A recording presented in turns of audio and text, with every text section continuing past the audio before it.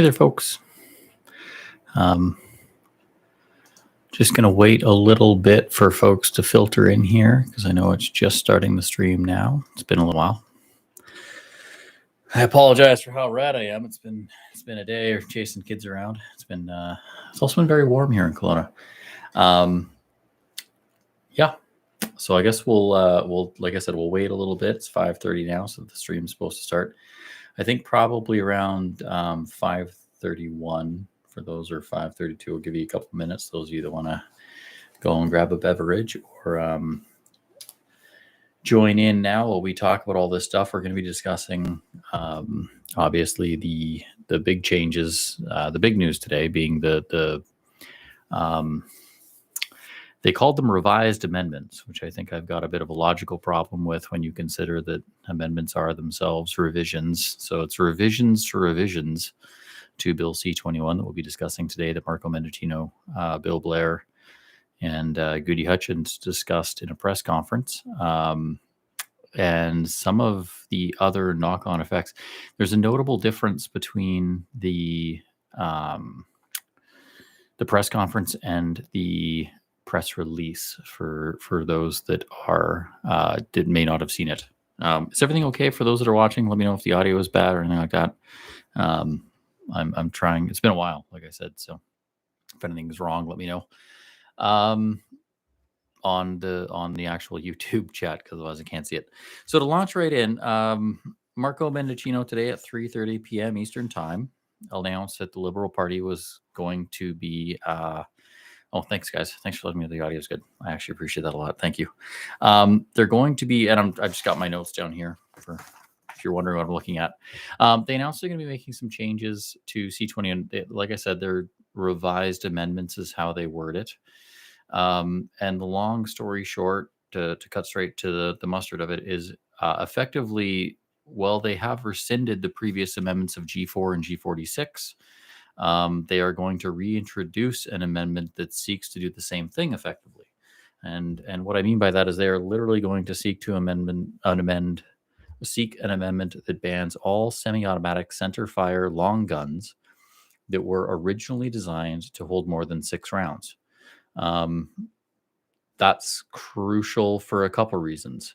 And it was actually related to in the press conference. So if you remember the original amendments of G4 and G46, that was all semi-automatic long guns that were chambered to hold more than 5 rounds, included crucially the SKS, which is obviously very popular, but also the Browning BAR, the original BAR, which is huge, right? That was a very popular hunting gun. It's a very common hunting gun, as was the SKS.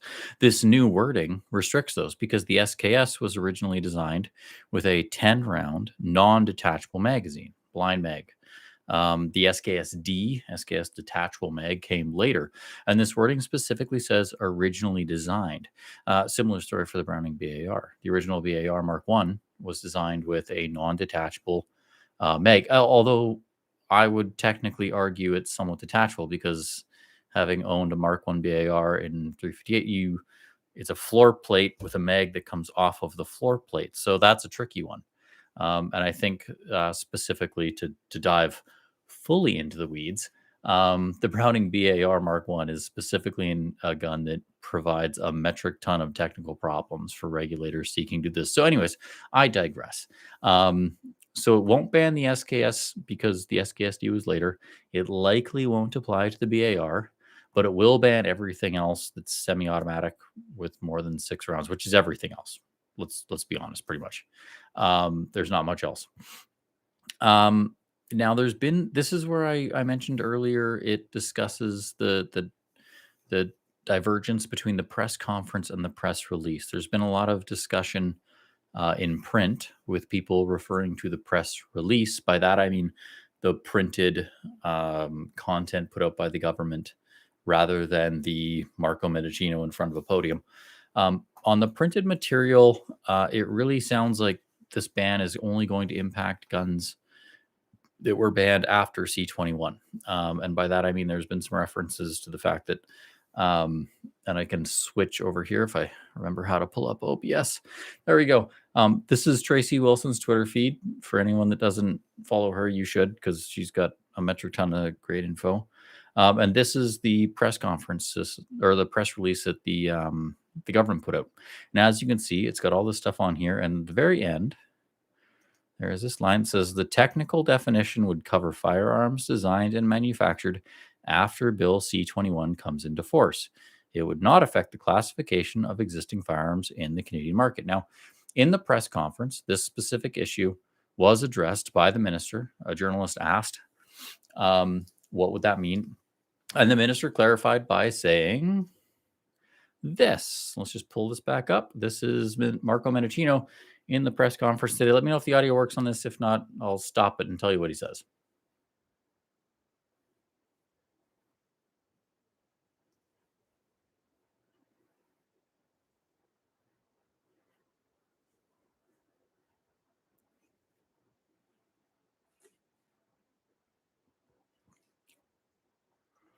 That's what I thought. So no audio. So basically, he goes on to say um, that they're going to strengthen definition to ban a bunch of stuff, blah, blah, blah. But that everything banned by OIC will still be banned. And that everything moving forward will also be banned. So it's not exactly a case of everything. It's not a grandfathering thing. There's no grandfathering. If you can't have it now, you will not have it if this government continues. And I think this leads to the final point that was mentioned in the press conference. Actually, maybe we'll continue going through. Let's refer back to Tracy's Twitter feed here after I close Marco Mendicino. We'll go back here. So this is the full thing. As you can guys see, so they're going to make people put their gun through an FRT. What that means is that if you're a manufacturer, you will actually have to submit your gun to the firearms lab to get it classified. Now, most people do that. The most famous case that I'm aware of that didn't is Wolverine. When Wolverine brought out the WK-180 initially, they expected that to receive a non-restricted classification, so they actually didn't put it through the lab. And there was quite a lot of drama around that, which is a story for another day. But now they're going to make people do that. So they're gonna stop doing allowing people to get around FRT. So you're going to have to basically do it. But everyone already does, so it's super. Anyways, not an issue. Now, the next big issue, and the last one, is Marco did reference a few times this government's intent to limit all magazines capable of holding over 5 rounds, all long gun magazines capable of holding 5 rounds. Anyone that's followed me or Caliber for a long time knows that I think this is probably the linchpin that will have the biggest impact for all of us, because they have been unflinching in their desire to ban everything over that. And what I mean by that is I've been on press conference calls where people have said, hey, the Lee Enfield holds 10. It's a long gun. It's center fire. Are you still going to ban it from holding over 5 rounds? And the government has responded with yes, Lee Enfield inclusive. We think this limit should be applied to everything, and we're fastidious in our desire to do so. They've also mentioned it's a very difficult thing to do. So that's where I say I think it might be when you start to hear rumors of that announcement coming out, that's when things might be getting not so good. Otherwise, beyond that, the Firearms Advisory Committee. So this leads to the final point. For those that have read a lot of the articles, CTV, Global, anyone else is reporting on more of the press release type stuff, the written words the government has put out. It sounds a lot like they're really keen to make sure semi-automatic firearms are limited moving forward. But if you watched the press conference, Marco Mendicino was absolutely unequivocal that this government was committed to restarting the Canadian Firearms Advisory Committee, which I will hereafter refer to as CFAC because it's easier. Now, that was a committee that existed a few years ago. Linda Keiko was on it, a Canadian Olympian shooter. It was quite a thing for a bit, but it did shut down. And in today's announcement, Mendicino said he was going to restart that, staff it back up to be a nonpartisan body, and if the audio worked, I'll probably put this out as a video later as a clip once I figure out how to make it happen. Um, he specifically said that the CFAC would be charged with trying to find, well, not trying to find, but CFAC would be charged with finding guns that were prohibited and effectively, that the government was prepared to enact CFAC recommendations by OIC this summer. That was the reference to summer. Um, so when they say that they're going with C-21 will ban everything moving forward, they're going to seek a definition that bans everything moving forward. Um, it doesn't it doesn't necessarily mean they're not banning everything moving backwards, because at the same time in the press conference, Marco Mendicino said, well, we're going to make this committee that is going to be charged with specifically finding guns that will not be impacted by that definition that need to be prohibited, and we'll act on that this summer. So um, it's quite bad. And then to add further weirdness to all of this, after all of this was over, Police and Souviant had their own press conference after, where they expressed nothing but basically unadulterated rage over these bans, which is odd because as a gun owner, I'll say, watching the press conference that Mendicino put on, it's not good for gun owners. It's a bit of a long game, if anything. That decision to restaff CFAC and to use CFAC recommendations to enact OICs is very risky, I think. I don't think gun owners are blind to the risk that that poses when you're going to say, okay, well, we'll make a committee, and that committee will tell us what to ban. Well, I mean, we can all imagine who's going to be on that committee and what they want to ban. And if the government responds to that committee with OICs, it sets a dangerous precedent of ping-balling our entire hobby back and forth. So that's very concerning. But the last thing that I'll leave everyone with before we sort of go into the question side and people's comments and stuff is that I think this is very interesting from a political perspective, because we are now watching the election writ drop in Alberta, and there is no province where guns are a more contentious issue in their election than probably Alberta, because Danielle Smith has done nothing but basically represent her gun owning constituents quite well, and saying that they won't stand for confiscation. The bills that they've looked to enact that seek to license confiscation agents, so that if you live in Alberta and the federal government says that they want to confiscate your guns, that the Alberta government has to license those people, is obviously a massive hurdle, and one that for all gun owners, there's a little bit of it's so sweet, that particular ironic justice on that one.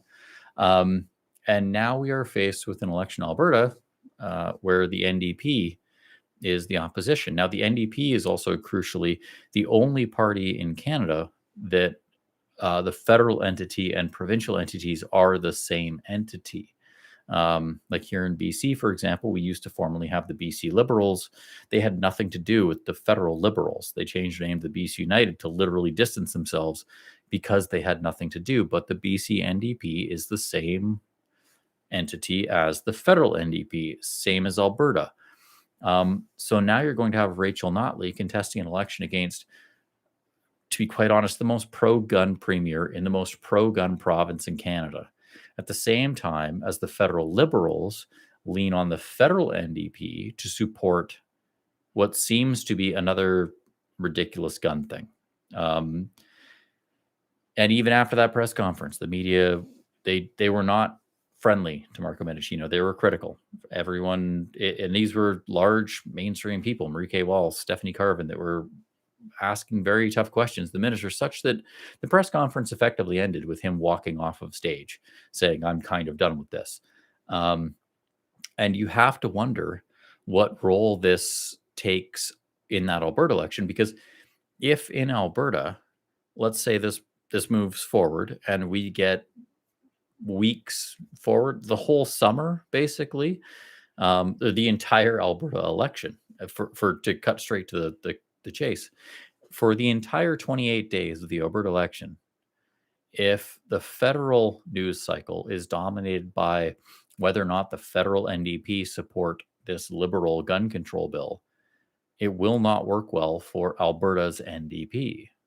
And if Danielle Smith wins as a result, her government will also be the single biggest hurdle to Justin Trudeau's gun control.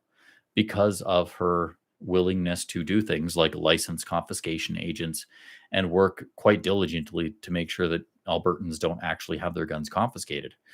So the NDP has a very difficult situation ahead of them on this, and I think it's going to be really interesting to see how that breaks down. So that's about all I've got to say. That's today's whole thing. Basically, is that they are moving forward with a 5-round magazine ban.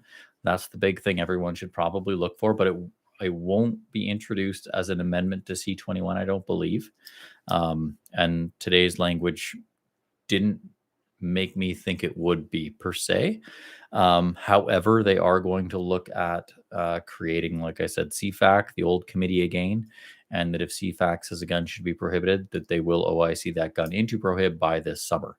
So people should probably expect CFAC to stand up in the next few weeks, and that they will probably compile a list of guns to be prohibited that looks, dare I say, shockingly similar to the G46 amendment of firearms, and everything after that is any semi-automatic that holds 6 rounds or more. In the end, this will probably go with an election. That's the way I think this will probably end up. There's just too much. It's been many years since this minority government was elected, and there's been a lot of controversy in the meantime.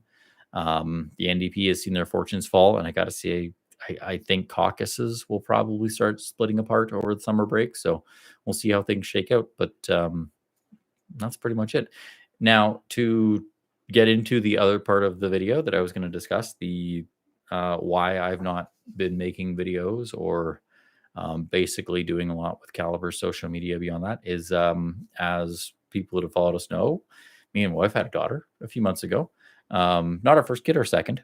Super, super awesome. But I did kind of decide that I was going to take a bit of time off, both because I thought maybe I deserved a little bit of paternity leave, dare I say, but also to for my mental health. It's been working in the gun industry these days, man. I can tell you, it's not a fun place to be. Thanks. I see you there, Smitty. I saw those comments earlier. For those that are following, also click on Smitty. He does. He's a friend of mine from Kelowna here. We were in the same gun club for a while, and does a metric ton of awesome like IMP type reviews, MREs.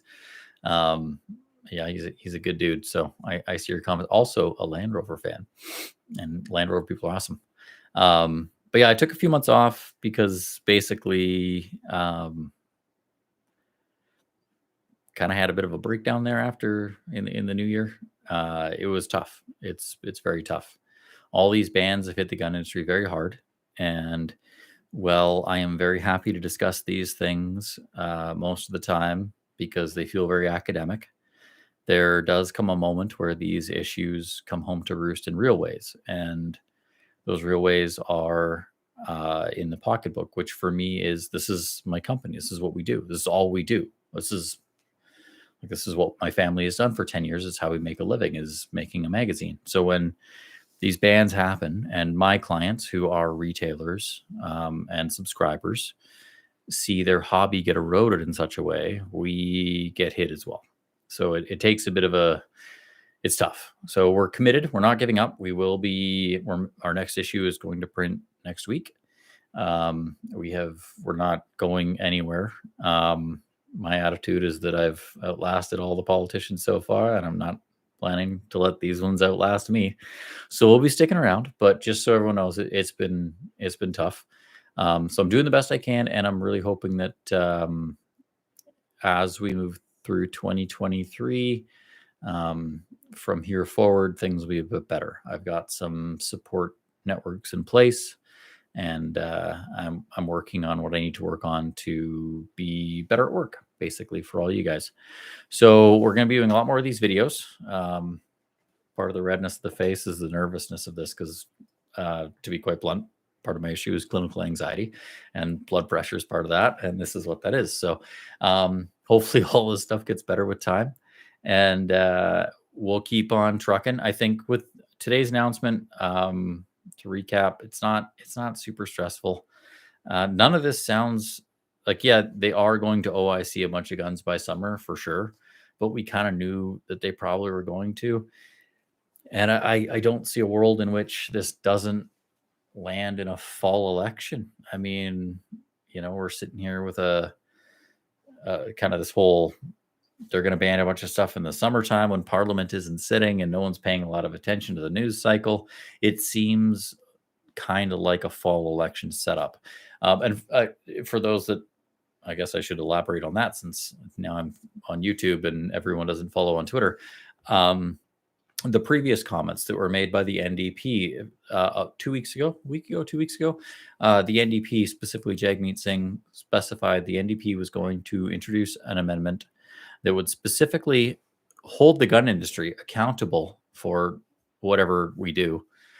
And then immediately afterwards is when the federal Liberals announced they had a partnership with the CSAAA, which is the firearms industry organization in Canada. That's not a coincidence. I think that we are seeing this government try to divide the gun community into good and bad gun owners. Good as in those gun companies that will cooperate with the buyback, gun retailers that will cooperate, shops that will sell them a price, and then bad ones that don't want to. That's what we're going to see. And I think that move is part of it. So for anyone that was following the gun community close enough to be in on that whole CSAAA thing, I think the whole thing was an attempt to divide. So I think keep your eye on the ball there. Robert Lefevre says, do you think the LPC can actually, get anything done on? No, they can't. Their press conference today was 16 minutes late. Like, it's your own press conference. You've got all the control. Like, if you can't, I'm being a bit facetious because, if you can't start a press conference on time, how can you enact anything? But realistically, for a lot of gun owners, I think there is some merit to considering that this government in 2015, 16, in the early days, legalized marijuana. I know it's controversial even today, but nonetheless, when they did it, their bench was stacked. They had all of their best people on the job. When you consider that a lot of them have since resigned. And even so, with an issue that had widespread support and with tremendous brainpower on the bench, they botched it terribly. And years later, it remains botched, to be quite blunt. It is not a good industry. It doesn't make a ton of money for the company or the country. And these are the same people that want to say that they can take guns. Like, is there anything more difficult for a regulatory regime to do than take a gun away from someone that doesn't want to give it up? I honestly, I don't, that's not facetious. That's a serious question. I mean, there's nothing harder. I mean, if you're a police officer, that's the worst call. Take a gun from someone that doesn't want you to take it. So for the government to do the same thing, I can't imagine they will. And that's again where I feel like a lot of this is electioneering, where they aren't ever planning to take a thing. They just think that they'll get some votes from it. So I think that's where this probably ends. And that's where I'll probably leave this off and say, I think we're looking towards a fall election. And they're going to try and say Pierre Poilievre is in the gun industry's pocket. That's how this goes. Zach, WFRT requirement will be able to stall entry to the market in order to deact. Yeah, it's a very good point. So FRT requirement. So Zach is pointing out that FRT requirement will stall the market, which he basically means when a firearms manufacturer in Canada gives a gun to FRT for classification. When I first got into the business 10 years ago, which predates ATRS's Modern Sporter and all of the non-restricted rifles that used AR-15 barrels. The time that it would take a gun to get approved was 3 years on average. So you would give a gun to the RCMP and say, hey, I want this to be inspected and classified. And if you hassled them within 3 years, they would tell you whether or not it was non-restricted. That created a huge backlog because, and I can say this, I know he's controversial, but ATRS, when they made that Modern Sporter, Rick, the fellow that owns ATRS, he invested a tremendous amount in that design. Like, this stuff isn't free. When a guy makes a gun that doesn't meet the standards of an AR-15 because of regulatory reasons, he has to go to an engineer and say, "Hey, make me a thing that does this, but isn't this." And then the person draws it out.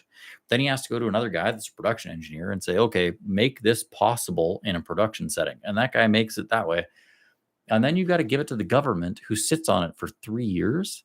Like, you can park 50, who can really afford to park $50,000 in a design that the government sits on for 3 years, knowing full well it has every right to be a non-restricted gun, but for 3 years you park the money there and you hope.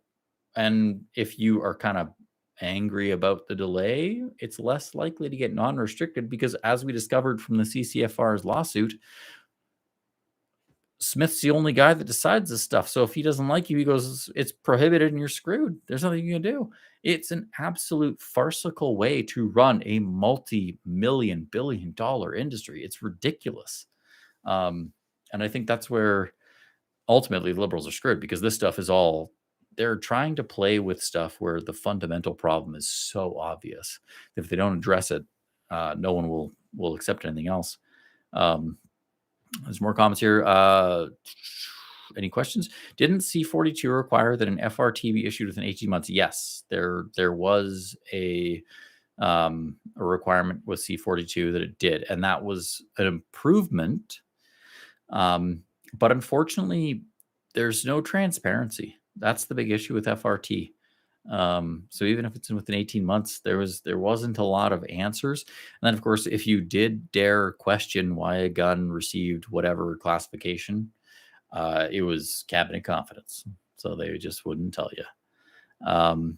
Let's see. Okay, well, hundreds of letters mailed, phone calls made, discussions had, my printer's exhausted.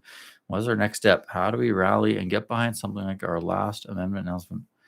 It's a very good question. I wish I knew the answer, honestly. Like I said, I think I've said for years that the solution to these amendments is an election.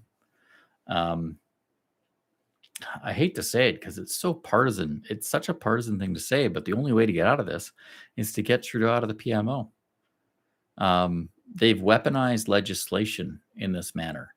And I referenced that earlier today, where it isn't legislation intended to help anyone whatsoever. It's just intended to help them get votes.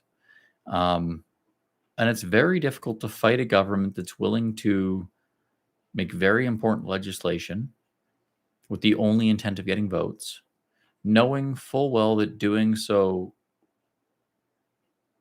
might kill someone. I'm not going to say will kill someone because it's very dramatic, but what they propose today, for example, if let's say they do the CFAC thing and CFAC comes back in July, because they said they're going to ban a bunch of guns via OIC this summer on CFAC recommendations. Again, to cut straight to the point of it. So summer ends in August. So it's May now. In the next 3 months, we're going to see I can't swear, a ton of guns banned by OIC on CFAC recommendations in the next 3 months. I don't see, I mean, there's nothing you can do. It's OIC, but we just got to hope that there's an election coming. So I guess to that end, I'd say your best thing is look up your riding area, whatever your riding district is. For example, like I'm in Kelowna, so I'd look up my Kelowna riding, and try and find whoever is going to whoever's most likely to win and not a liberal.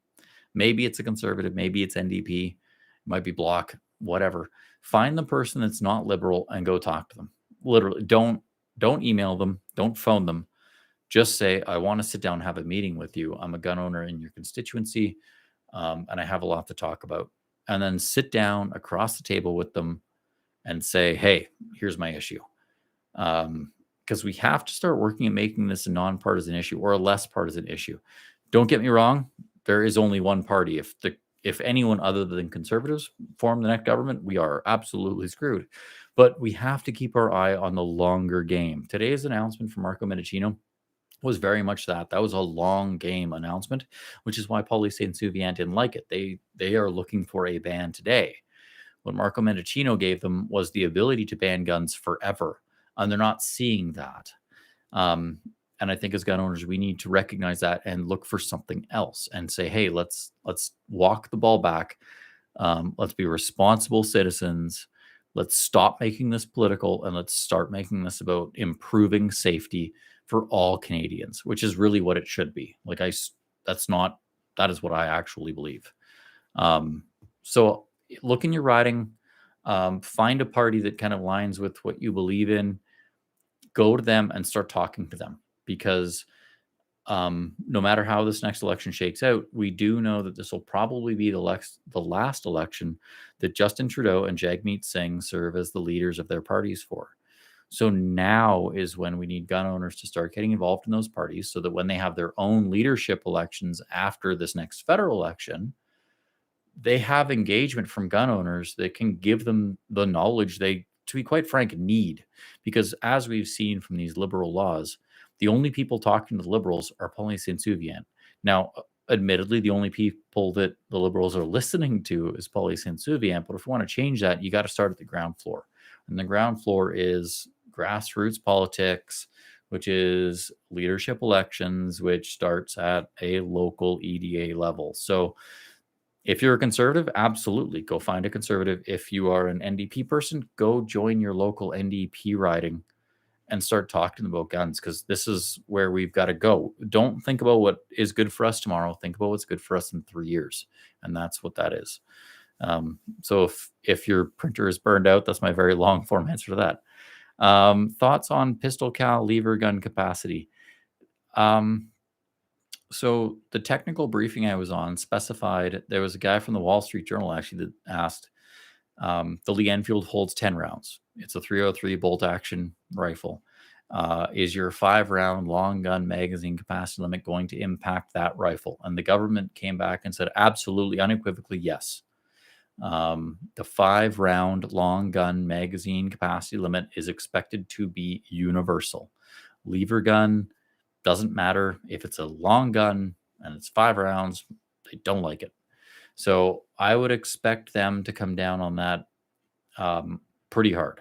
That's why I've always been worried about that. And if you actually want to go through, part of the reason I've been worried for those of you that are super diligent, you can go through the Canadian Justice Department's documentation they posted online with priorities for the previous years, 2022, 2023. There has been a priority with them to make a law that will ban these magazines. The RCMP is working with them. It's very difficult, which is why I think it's taken this long. The RCMP has said it is a very difficult thing to make. So they will probably come down on that. But again, I kind of expect that we'll be in an election by fall of 2023, spring of 2024 at the latest. And I don't think there's a world in which this government can physically collect all the lever guns that hold more than that or make everyone crimp them. Because, I mean, if you've ever had to try to get a gun smithed or worked on this in this country, you know, there's not a lot of gunsmiths out there that are able to crimp your magazine at a moment's notice. So nothing's probably happening anytime there soon. Bats, Triple Eight, good to see you there as well. I know Darren said that's Vic Bats, triple or whatever from Reddit there.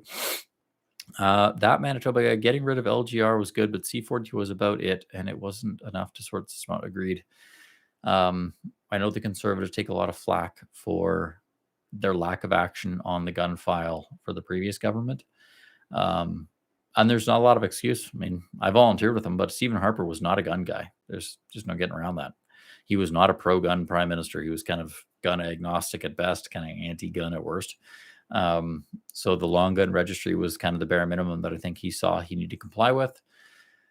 And C-42 could have gone farther, but they just didn't have the appetite. Having talked to the people involved, it just is what it is. There's not much else. And I do worry about that with the next government. I worry that Pierre will not perhaps go far enough. I hate saying that because I know an anti-gun group is going to clip me saying not far enough and say, oh, man. But basically, yeah, a lot of these changes that Trudeau's made not from the perspective of regulatory hurdles, but quite literally from this is becoming unenforceable. I worry that Pierre won't walk them back because, as we saw in Marco Mendicino's press conference today, which again, if you read the press release versus watching the press conference, you would have seen Marco Mendicino commit to changing the laws in a manner such that it would be very difficult for future governments to reverse, specifically targeting that. And I think there's a big risk there for the future conservatives. But we're rolling up on 6 o'clock, so I'm going to go get some dinner with my family upstairs. Also, I'm very tired because, like I said, we've got the newborn and like I said, my mental health. So I'm trying to look after myself and get lots of rest, which is difficult when you've got 2 kids that don't let you sleep until 3 in the morning. But it's been great catching up with everyone. I will be doing more of those. Bats, 888, love the political repartee. Smitty, nice to see you guys. Hope the move to Calgary was good. Zach, same thing. Questions. That Manitoba guy, thanks for checking in. Robert Lefebvre. Scott Perrone, same as you. Any questions? Any last questions before I sign off? I guess I've got a little bit of lemonade here from President's Choice. Any final questions? Otherwise, I'll just log off.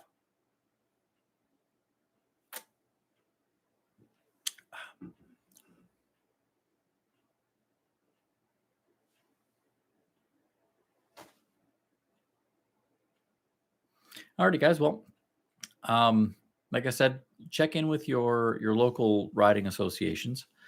Read up on the latest laws, but definitely take a look at where the NDP goes. Keep an eye on Alberta. Alberta's election is going to be a big indicator. And I think you can probably look to a little bit of the Alberta outcome as kind of an indicator where we're going to go, because we're going to see a new government in Alberta over the summer. Well, the federal government is in recess. And I think, the Liberals are very good politics or students of politics, as we know. And they are going to be watching that result very closely. And I think they will probably infer a lot of things from how that election plays out. So I will be watching how gun politics plays out in the Alberta election. I hope you guys too.